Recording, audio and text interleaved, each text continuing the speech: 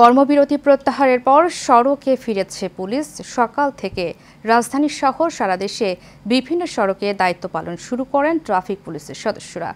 এর ফলে প্রায় এক সপ্তাহ পর শিক্ষার্থী স্বেচ্ছাসেবকদের কাছ থেকে সড়কের দায়িত্ব বুঝে নিচ্ছেন ট্রাফিক পুলিশের সদস্যরা। এর আগে রোববার স্বরাষ্ট্র মন্ত্রণালয়ে বৈঠকের পর আন্দোলনকারীরা পুলিশ সদস্যদের সমন্বয় পরিদর্শক জাহিদুল ইসলাম ও কনস্টেবল শোয়েব হাসান আজ থেকে কাজে যোগ দেওয়ার ঘোষণা দেন। পুলিশ বাহিনীতে সংস্কারের আশ্বাসে কর্মবিরতি সহ সব কর্মসূচি প্রত্যাহার করেছেন বলে জানান তারা।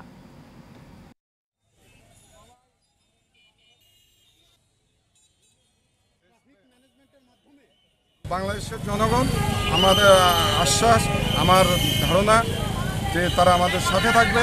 এই নতুন পুলিশ গঠনে, নতুন পুলিশের নব সূর্যোদয়ে আমাদের আলোর বর্তিকা হবে এই ছাত্ররা।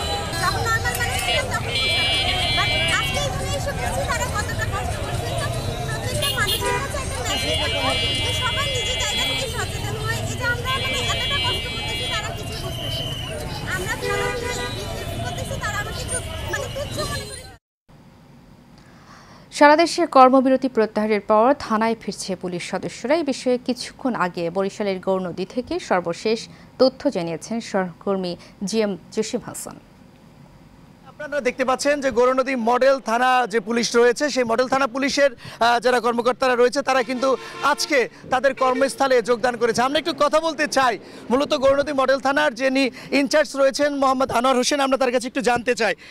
দীর্ঘদিন আপনারা কাজে ছিলেন না, এই যে আজকে কাজ এসেছেন এই বিষয় সম্পর্কে একটু জানতে চাচ্ছি আপনার কাছে। হ্যাঁ, আমরা কয়েকদিন কর্মবিরতিতে ছিলাম। আমাদের বিভিন্ন দাবি দেওয়া ছিল, সে আমাদের দাবি দেওয়াগুলো পূরণ করেছেন আমাদের স্বরাষ্ট্র উপদেষ্টা মহোদয় এবং আমাদের আইজিপি মহোদয়। আর আমাদের দাবি দেওয়া মেনে নিয়েছেন। আমরা আসলে এই কয়েকদিন আমরা উপলব্ধি করেছি যে আমাদের জনগণের কাছে আমাদের চাহিদা অনেক বেশি। বিভিন্ন লোকজন আমাদেরকে ফোন করেছেন যে আমার পুলিশ কবে নামবে বা কবে কাজে যোগ দেবে। তো আমরা আসলে উপলব্ধি করতে পেরেছি যে পুলিশের জনগণের কাছে চাহিদা অনেক বেশি। আর আমরাও মানুষের এই কয়েকদিন সেবা না করতে আমাদেরও মন খারাপ ছিল। তো আজকে আমাদেরও ভালো লাগছে যে আমরা জনগণের সেবা করতে মাঠে নেমেছি।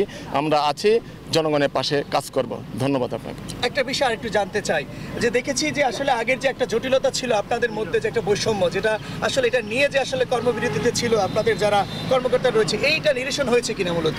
হ্যাঁ, এগুলো তো পর্যায়ক্রমে নিরসনের দাবি দেওয়া ছিল, এটা অবশ্যই নিরসন হবে। আর আমরা অবশ্যই কাজে নেমেছি, অবশ্যই নিরসন সব কিছুই হবে ইনশাল্লাহ।